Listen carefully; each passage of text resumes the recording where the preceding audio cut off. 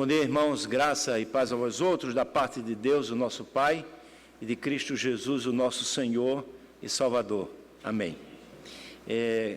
Com muita alegria que nós estamos de volta aqui nesse dia do Senhor, para ouvirmos a sua palavra, para adorarmos o seu nome. É interessante que há um ditado popular que diz que acordo é bom, o negócio é bom, quando é bom para os dois. Portanto, os negócios, para que eles possam ser bons, os acordos para que eles possam ser bons, é necessário que antes as pessoas sentem, conversem e coloquem a pratos limpos, vamos assim dizer, coloquem sobre a mesa as condições que cada um desejam obter naquele negócio que é feito.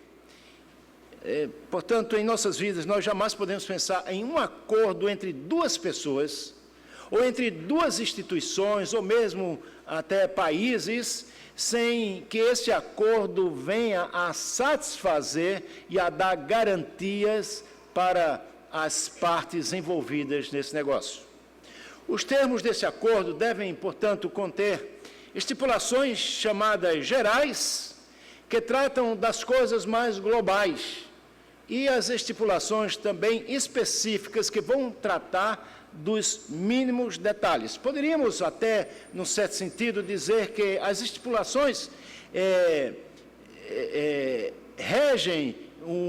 que regem o aspecto macro das coisas são as chamadas estipulações gerais, enquanto que aqueles pequenos detalhes, por exemplo, aqueles detalhes encontrados nas pequenas letras do contrato são exatamente as estipulações específicas que estão ali registradas nos mínimos detalhes. Pois bem, são destes detalhes maiores que nós chamamos de estipulações gerais que haveremos de tratar no nosso sermão dessa manhã. E para isso eu quero que você abra a sua Bíblia no texto de Deuteronômio, capítulo 7. Deuteronômio, capítulo 7. E nós vamos ler, então, esses versículos. Diz assim o texto sagrado.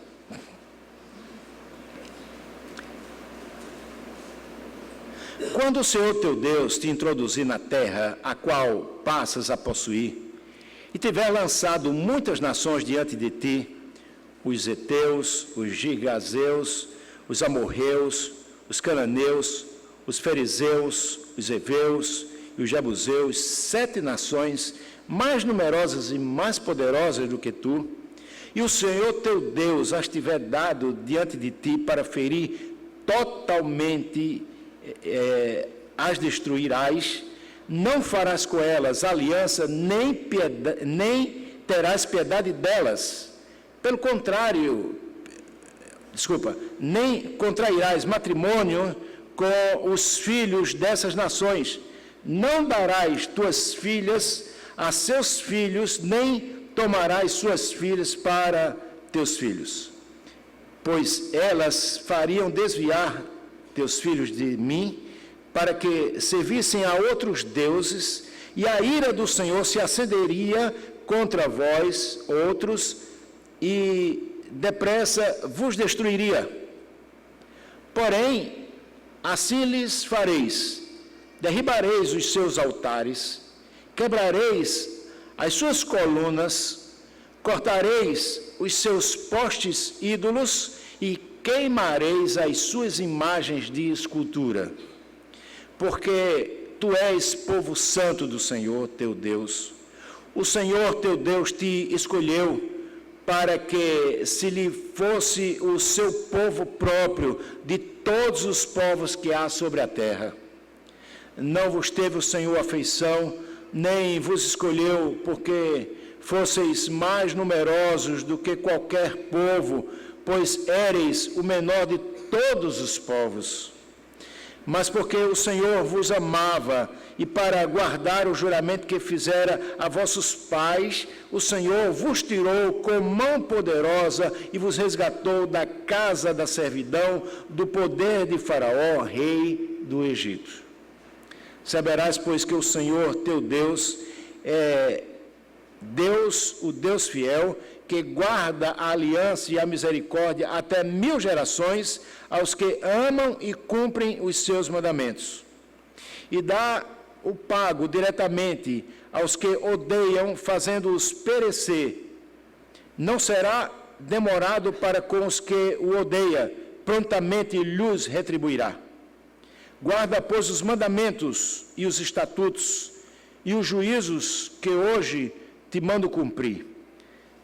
Será, pois, que, se ouvindo estes juízos, os guardares e cumprires, o Senhor teu Deus te guardará a aliança e a misericórdia prometida sob juramento aos teus pais. Ele te amará e te abençoará, e te fará multiplicar também, abençoará os teus filhos, e o fruto da tua terra, e o teu cereal, e o teu vinho, e o teu azeite, e as crias das tuas vacas, das tuas ovelhas na terra, que sob juramento a teus pais prometeu dar-te. Bendito serás, mais do que todos os povos. Não haverá entre ti nem homem, nem mulher estéril, nem entre os teus animais. O Senhor afastará de ti toda enfermidade, sobre ti não porá nenhuma das doenças malignas dos egípcios, que bem sabes. Antes as porá sobre todos os que te odeiam. Consumirás todos os povos que te der o Senhor, teu Deus. Os teus olhos não terão piedade deles, nem servirás os seus deuses, pois isso te seria por ciladas. Se disseres no teu coração, estas nações são mais numerosas do que eu, como poderei desapossá-las? Delas não tenhas temor, lembrar-te-ás do que o Senhor teu Deus fez a Faraó e a todo o Egito, das grandes provas que viram os teus olhos, e dos sinais e maravilhas, e mão poderosa e braço estendido com que o Senhor teu Deus te tirou. Assim também o Senhor teu Deus com todos os povos aos quais temes. Além disso, o Senhor teu Deus mandará entre eles vespões, até que pereçam os que ficarem e se esconderem de diante de ti. Não te espantes diante deles, porque o Senhor teu Deus está no meio de ti, Deus grande e temível. O Senhor teu Deus lançará fora estas nações, pouco a pouco, de diante de ti. Não poderás destruí-las todas de pronto, para que as feras do campo não se multipliquem contra ti. Mas o Senhor teu Deus as entregará e lhes afligirá grande confusão até que sejam destruídas.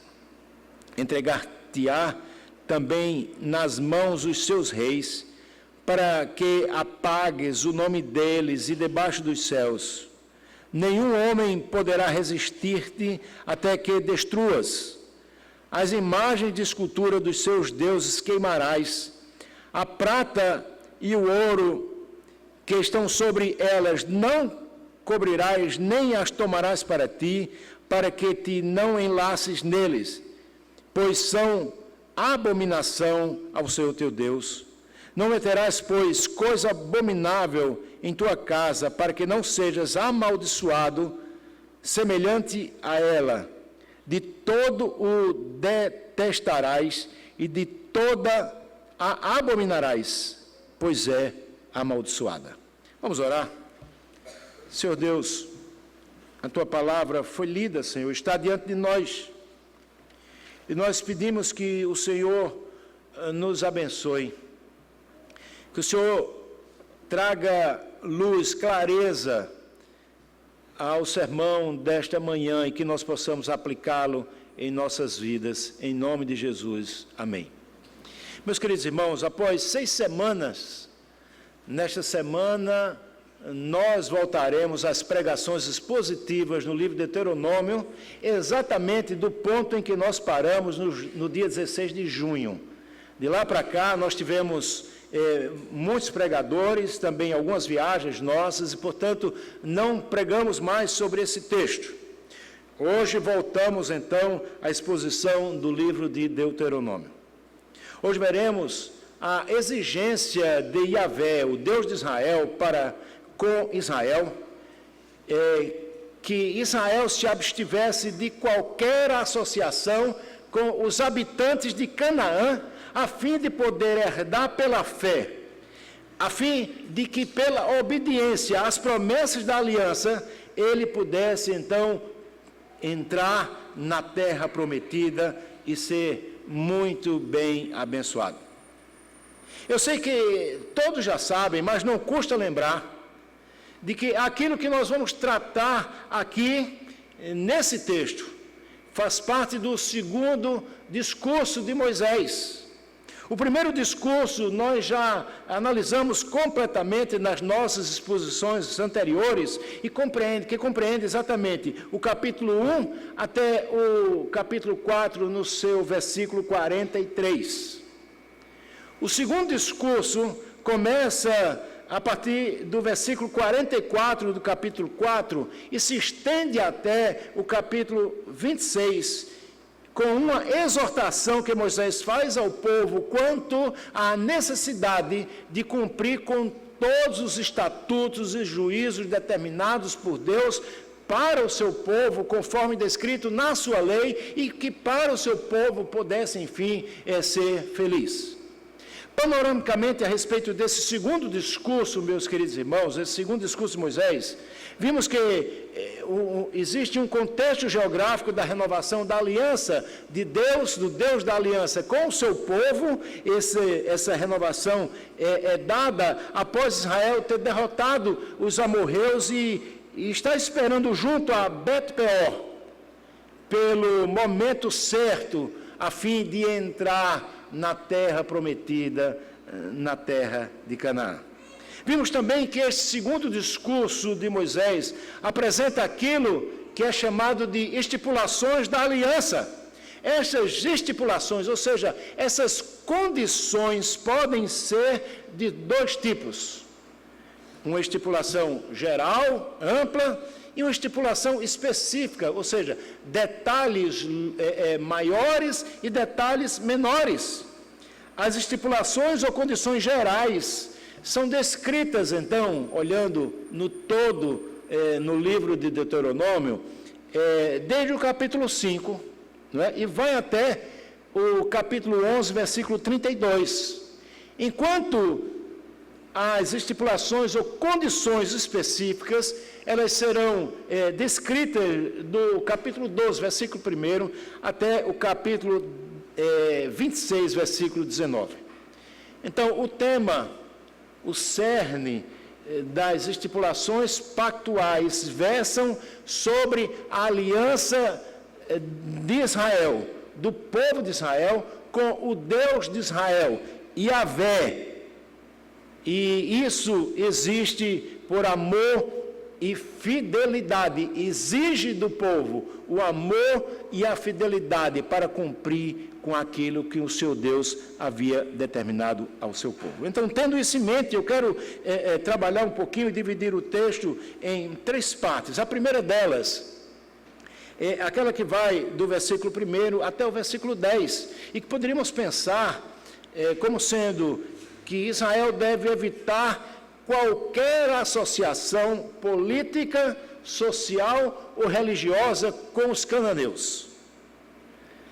No comentário de abertura do capítulo 7, versículo 1, os editores das notas do Antigo Testamento, principalmente o Dr. Bruce Walter, que ele vai chamar a atenção, vai fazer um comentário interessantíssimo, porque ele vai afirmar que os 26 versículos apresentam requisitos para uma guerra santa que Israel haveria de travar com as nações que estavam assentados naquele território que o Senhor Deus havia dado a Israel. Portanto, era importantíssimo que o povo se preparasse tivesse consciência daquilo que Deus exigia, a fim de que pudesse entrar naquela guerra santa e pudesse, por fim, lograr êxito, ou seja, ser vitorioso. Ao todo, meus queridos irmãos, Moisés vai relacionar, vai elencar 7 nações que eram, naquele momento, ocupavam o território que o Senhor Deus havia dado ao povo de Israel. E essas nações, interessante pensar nisso, elas já haviam sido julgadas, elas já haviam sido sentenciadas pelo Senhor para serem exterminadas por ninguém mais, ninguém menos do que o próprio povo de Deus, que seria instrumento, juízo de Deus, para exterminar aquelas nações como sendo desejo do Senhor. E aí fica muito claro, nós poderíamos dizer que, em outras palavras, aquela ação que o Senhor Deus havia determinado para que Israel fizesse, tinha então esse duplo propósito. O primeiro, devolver o território que estava ocupado por aquelas nações, devolver aquele território ao povo escolhido de Deus. A terra era deles, a terra chamada Santa, era deles. Deus os havia prometido aos seus pais, a Abraão, no passado, bem remoto. E o segundo propósito era exatamente aquele que nós já falamos: eles deveriam ser juízo de Deus, espada de Deus, eles deveriam exercer o juízo sobre aquele povo idólatra e mau, que habitava aquela terra através do próprio povo de Deus. O Senhor exerceria esse juízo. É claro, meus queridos irmãos, que a tarefa não seria uma tarefa fácil. Não seria, até porque Israel era uma nação pequena. Nós devemos lembrar, e já falamos isso aqui, que possivelmente 3 milhões de pessoas saíram do Egito. Então, era um número relativamente pequeno e, por conseguinte, o número de guerreiros de Israel era também pequeno, era igualmente desprezível. Possivelmente, aos olhos humanos, os exércitos de Israel eram despreparados, ou o exército era despreparado.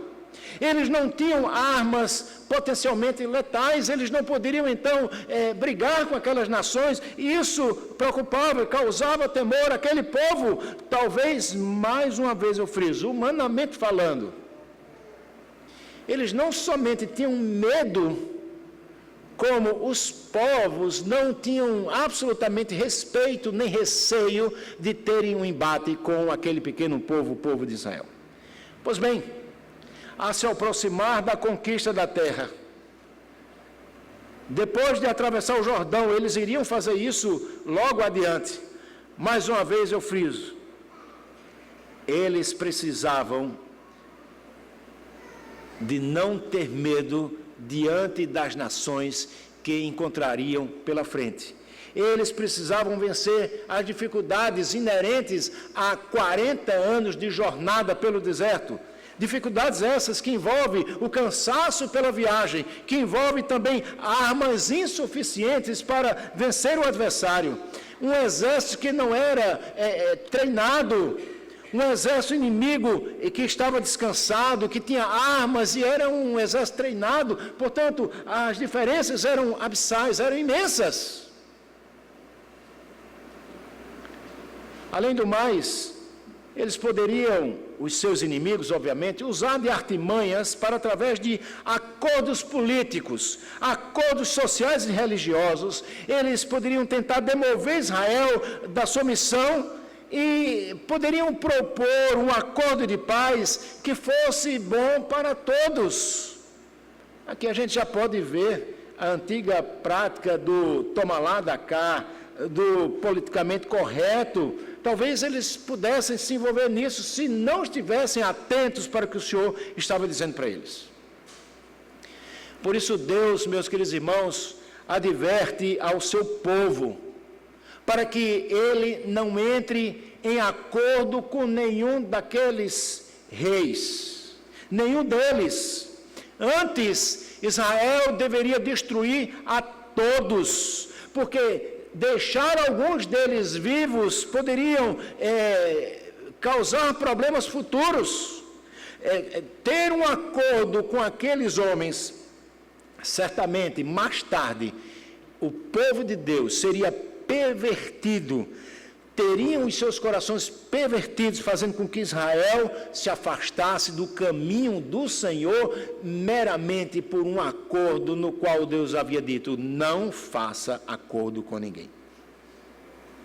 Observe, por exemplo, o que diz o versículo 2 do texto que nós lemos: e o Senhor teu Deus as tiver dado diante de ti para as ferir totalmente e as destruirás. Não farás com elas aliança, nem terás piedade delas. Em outras palavras, meus queridos irmãos, acordões, nem pensar.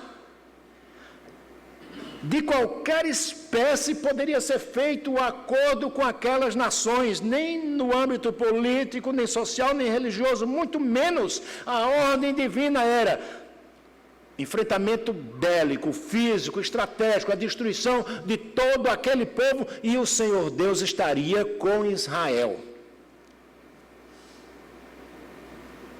Nem tampouco Israel deveria fazer um tipo de acordo muito comum nos nossos dias hoje. Por exemplo, o acordo matrimonial entre aqueles povos.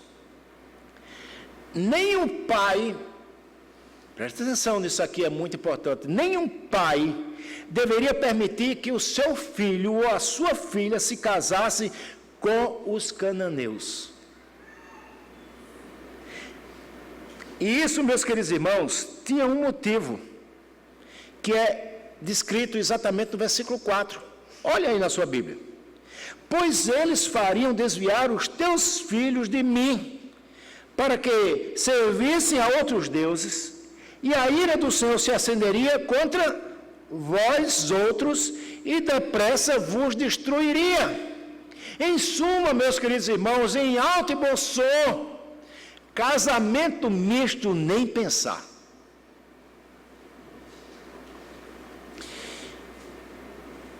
E o que pensar agora sobre acordos religiosos? A resposta é exatamente igual, nem pensar. Portanto, o Senhor Deus, o Deus de Israel, Yahvé, que é o seu nome, exige, meus queridos irmãos, exclusividade do seu povo. O Senhor sabia que se houvesse uma mistura do seu povo com aquela nação, haveria um desvio. Eles poderiam adorar os deuses dos cananeus. Isso era abominação diante de Deus. Então, ouça aqui, meu irmão, minha irmã, em alto e bom som que o texto nos diz, em uma frase: ecumenismo, nem pensar. Observe ainda o versículo 5, ele vai afirmar que Israel deveria derrubar, deveria destruir todos os utensílios usados nos cultos pagãos, coisas do tipo altares, colunas, poste ídolos, imagens, tudo deveria ser destruído, queimado, pois não serviriam para nada, mesmo que fossem feitos de ouro, de prata e de pedras preciosas. Deus os rejeitava. Entenderam, meus irmãos? Aquilo tudo era abominação diante de Deus, mesmo que fosse o ouro, a prata ou algo precioso. Deus não queria que o seu povo utilizasse aquilo que era sacrificado a outros deuses, a deuses estranhos. Interessante que, às vezes, nós encontramos pessoas que querem dar um jeito nesse tipo de situação. Basta lembrar o caso de Saul, quando Deus manda que ele extermine os amalequitas, ele vai lá e faz um acordo com Agag, aquele rei, e separa algumas coisas, dizendo que era para o Senhor. E quando Samuel aparece diante dele, diz: é melhor obedecer do que sacrificar. Então a ordem era aquela: extermina tudo, nada disso serve.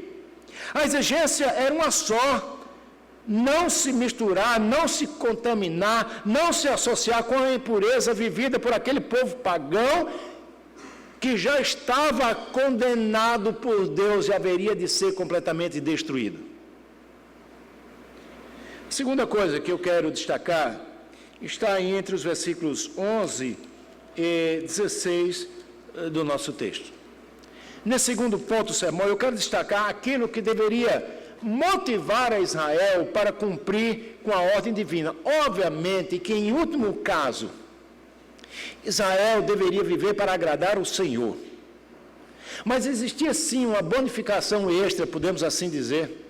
E aqui o texto nos fala sobre isso, que era uma motivação para uma obediência cuidadosa, como sendo, assim, requisitos para a bênção que Deus haveria de derramar sobre aquele povo, chamado povo da aliança, que envolveria aspectos importantes como a fidelidade, a produtividade da terra, a saúde que o povo haveria de gozar, bem como a vitória que eles conseguiriam contra os inimigos e, por fim, o estabelecimento da paz no território que eles iriam conquistar. É interessante, meus queridos irmãos, que há uma expressão muito conhecida que se usa em diversos contextos que falam, por exemplo, levantar a lebre. Eu acho que todos já ouviram. Levantar a lebre é uma expressão usada em muitos sentidos. Entre eles está o seguinte: fulano levantou a lebre, ou seja, ele levantou um problema, ele chamou a atenção para um problema existente, para um detalhe importante ser visto.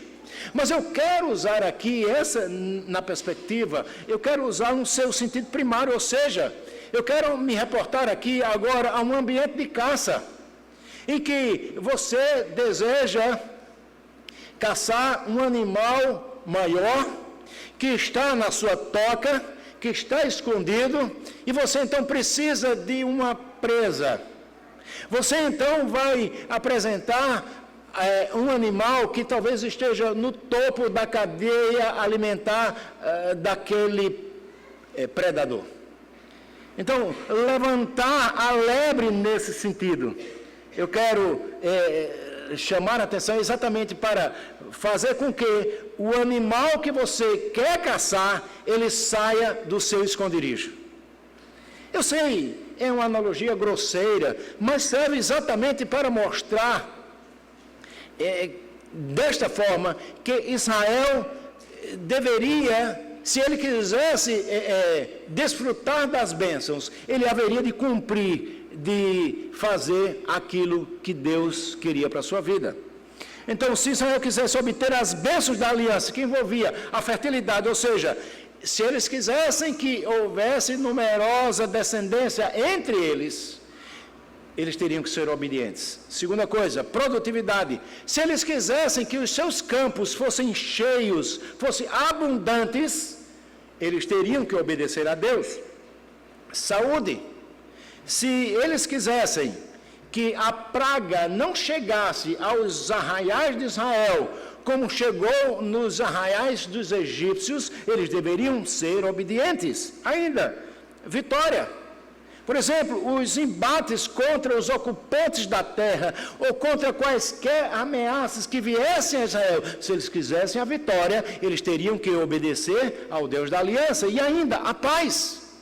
Uma paz reinante e duradoura, que haveria de se instalar a partir da chegada de Israel ao seu território. Então, se eles quisessem tudo isso, era necessário que eles obedecessem às estipulações gerais da aliança que Deus havia feito com o seu povo Israel. Observe, meus irmãos, que é por isso que Deus afirma no versículo 11 Observe o versículo 11 na sua Bíblia, quando diz assim: guarda, pois, os mandamentos e os estatutos e os juízos que hoje te mando cumprir. A promessa para a obediência de Israel era maravilhosa, não tendo paralelo entre as nações. Ao obedecer definitivamente, eles seriam, meus queridos irmãos, agraciados com a fidelidade em casa, com a fertilidade em casa, a semelhança do que o salmista vai se expressar alguns anos depois no Salmo 128, versículo 3. Quando diz assim: tua esposa no interior da tua casa será como videira frutífera, teus filhos como rebentos da oliveira à roda da tua mesa. Então, se Israel quisesse a bênção de fertilidade, se eles quisessem que o povo crescesse, eles deveriam obedecer a Deus. A bênção seria expandida, meus queridos irmãos, não somente para esse ambiente familiar de fertilidade, mas também seria expandida para o campo, pois até os animais seriam alcançados por essa bênção da fertilidade e de saúde. Os rebanhos se multiplicariam, gerando riquezas e sustento para todo o povo.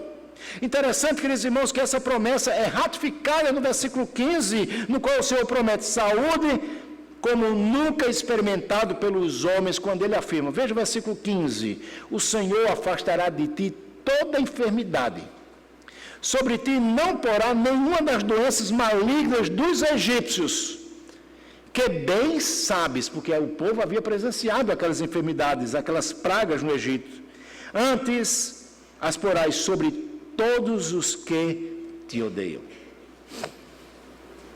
A condição, então, para o cumprimento da promessa, meus queridos irmãos, ela é repetida no versículo 16, ou seja, havia necessidade que o povo cumprisse. Para que Israel gozasse de todas as bênçãos, ele precisava ser obediente, e estas bênçãos eram verdadeiras motivações extras para aquele povo, porque a motivação primária é agradar ao Senhor, mas havia sim motivações extras que podiam fazer com que aquele povo se empenhasse mais e mais em obedecer ao Deus da aliança. Caso eles fossem fiéis ao Senhor, Deus então entregaria todos aqueles povos nas mãos de Israel, que teria que exterminá-los completamente, destruindo a tudo que encontrasse pela frente, não deveria sobrar nada. Os soldados, os guerreiros do exército de Israel não poderiam ter pena de ninguém, porque a ordem divina era matar a todos. Israel não somente não poderia temê-los, não deveria ter pena deles, porque a ordem divina era: destrua todos aqueles habitantes da terra, porque isso era juízo divino. A vitória, meus queridos irmãos, portanto, de Israel estava a um passo, era exatamente a obediência. A derrota também estava a um passo para trás, que era exatamente a desobediência. Cabia agora a Israel obedecer ao Senhor, o Deus da aliança, desfrutar das suas maravilhosas e inigualáveis promessas, ou desobedecer e padecer na mão dos inimigos. Mas em terceiro e último lugar, eu quero pensar aqui com os irmãos dos versículos 17 até o 26, exatamente sobre a perspectiva da obediência, de que a obediência de Israel dependia da fé alicerçada nos registros históricos dos atos de Deus no meio do seu povo. Observem, vimos que Deus exigia obediência de Israel, Deus exigia a obediência do seu povo, para que eles não fizessem aliança de qualquer tipo, política, social, religiosa, com os cananeus. Vimos que a motivação para a obediência de Israel eram as bênçãos decorrentes da promessa de Deus, que envolvia, vimos aqui, fertilidade, produtividade, saúde, vitória, paz, todas essas coisas. Veremos agora então que Israel dependia exatamente dos alicerces históricos, dos atos de Deus, do Deus de Israel, no meio do seu próprio povo. Obviamente, nós não tínhamos como hoje ainda o texto todo pronto para que Israel pudesse consultar. Eles dependiam, então, dos relatos históricos que o povo de Deus vivenciou durante os últimos anos. É interessante, meus queridos irmãos, que é bom lembrar que Israel havia passado por dificuldades e que o medo e a covardia e a falta de fé no Deus da aliança fez com que eles experimentassem aquela fragorosa derrota de voltarem para o deserto e viverem no deserto por 40 anos. Esse havia sido um castigo que Deus havia dado àquela geração que caiu, que morreu durante os 40 anos no deserto, exatamente por conta da falta de fé naquilo que Deus já havia feito com eles. Agora, portanto, eles estavam diante de um novo desafio.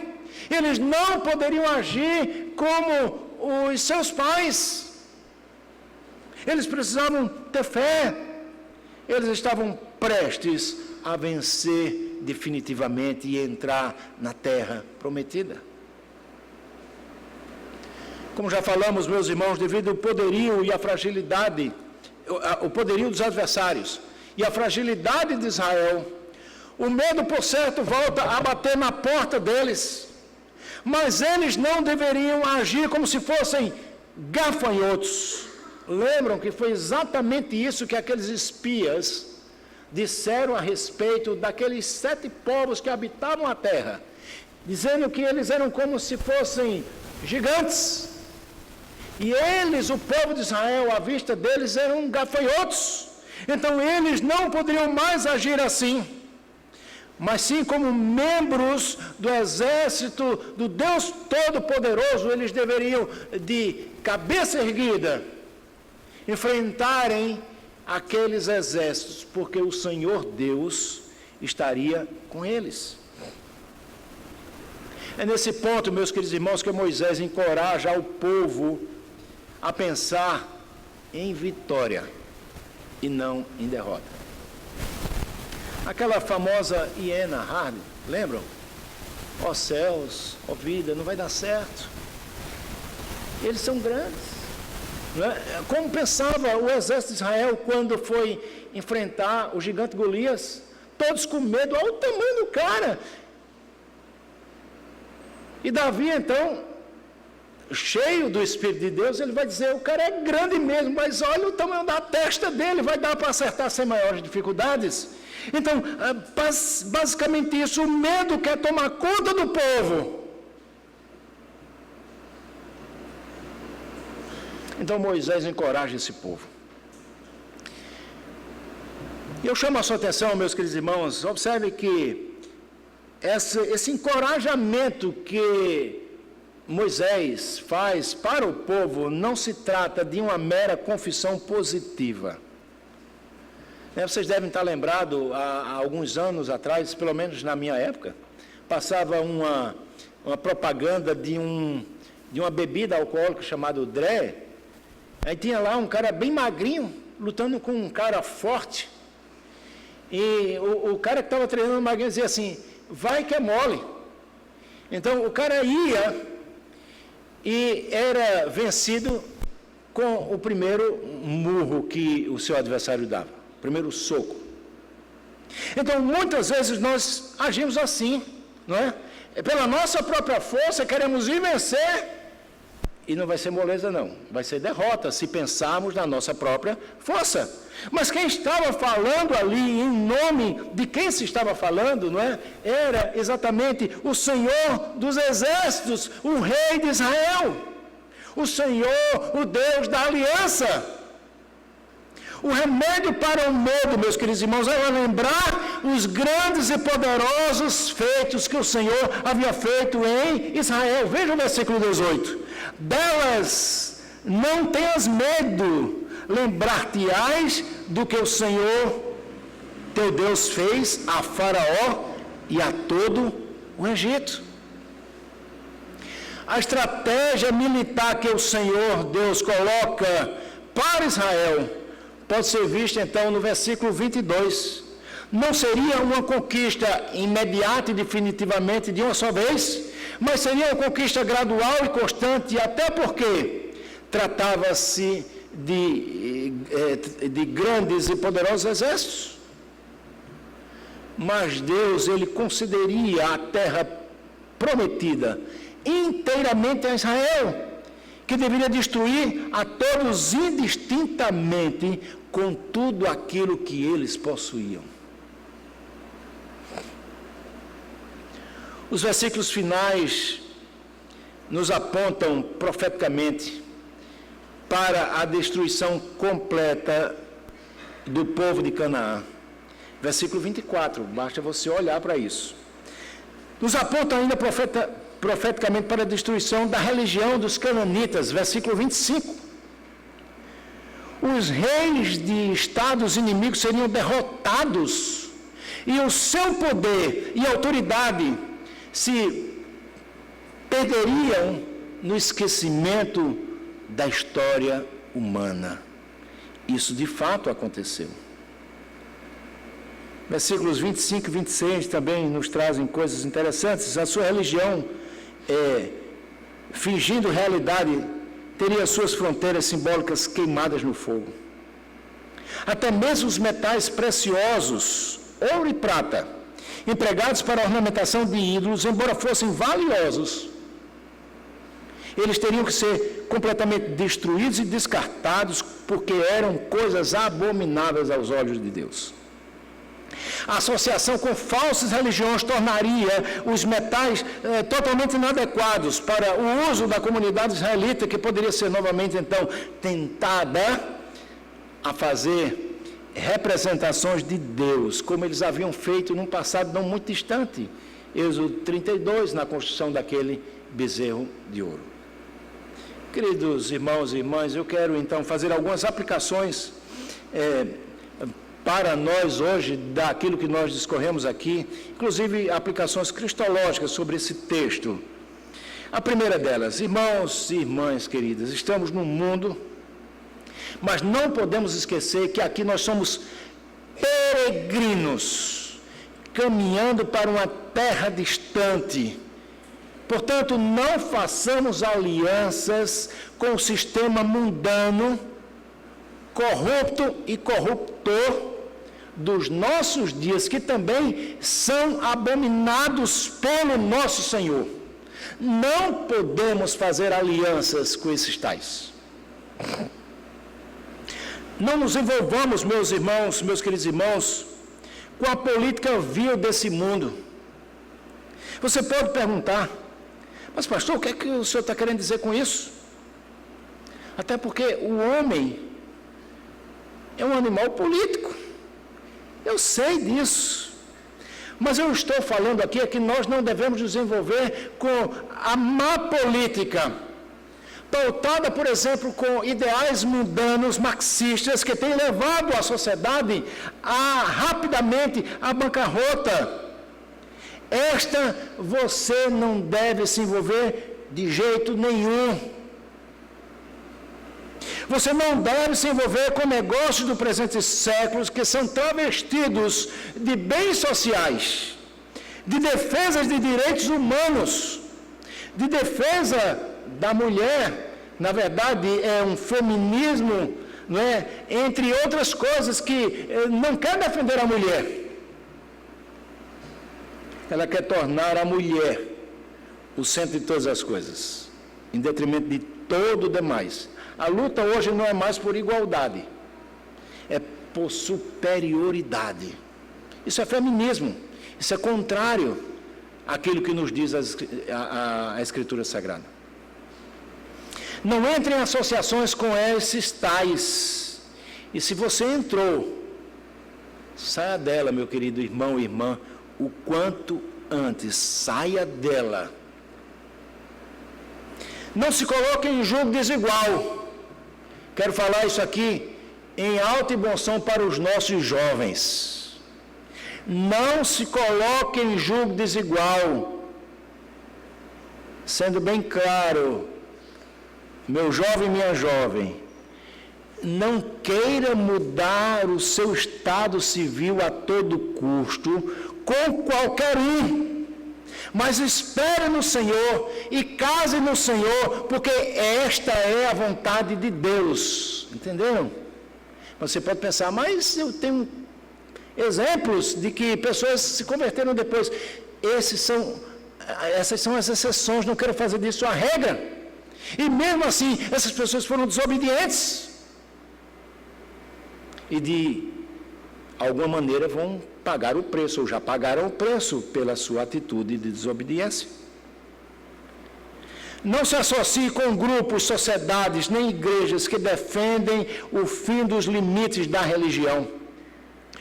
Sob a égide de que vale é a nossa crença em Deus, qualquer que seja esse Deus. Essa religião que assim professa, é uma religião do diabo, uma religião do inferno, e não merece que nós comunguemos com ela, pois desvirtuará a nossa crença. Então, meus queridos irmãos, em alto bom som, saia dela. Segunda aplicação aqui, caminhando para o fim. A nossa motivação para permanecermos firmes diante de Deus, meus queridos irmãos, e diante do mundo, é que o Senhor Deus já tem nos abençoado com toda sorte de bênçãos espirituais nas regiões celestes. Lembrando aquilo que nos diz o apóstolo Paulo, em Efésios capítulo 1, a partir do versículo 3, Deus o Pai nos elegeu quando nada existia. Deus o Filho morreu em nosso lugar para garantir a nossa salvação. Deus o Espírito Santo aplica a obra de Cristo no coração dos eleitos de Deus. Esta é a nossa motivação, meus queridos irmãos, para continuarmos firmes diante de Deus e resistirmos ao mundo que jaz no maligno. E terceira e última, a nossa obediência a Deus está alicerçada na palavra de Deus. Quando Israel ainda estava no deserto, a revelação bíblica ainda não estava completa, ela estava sendo dada. Moisés começa a escrever o Pentateuco. Aqui em Deuteronômio ainda o Pentateuco não é fechado, nós estamos vivendo agora exatamente esse período em que ele está sendo escrito. Eles ainda estavam vivendo a realização da história da redenção, por isso eles se respaldavam naquilo que eles viram lá no Egito, quando o Senhor Deus, com braço forte, tirou o povo de Israel que estava cativo. Mas hoje nós nos respaldamos na palavra de Deus, a verdade revelada de Deus para os homens. Só as Escrituras do Antigo e do Novo Testamento são, portanto, a nossa única regra de fé e prática, porque somente a Bíblia ela é inspirada, somente a Bíblia é inerrante, somente a Bíblia é autoritativa e suficiente.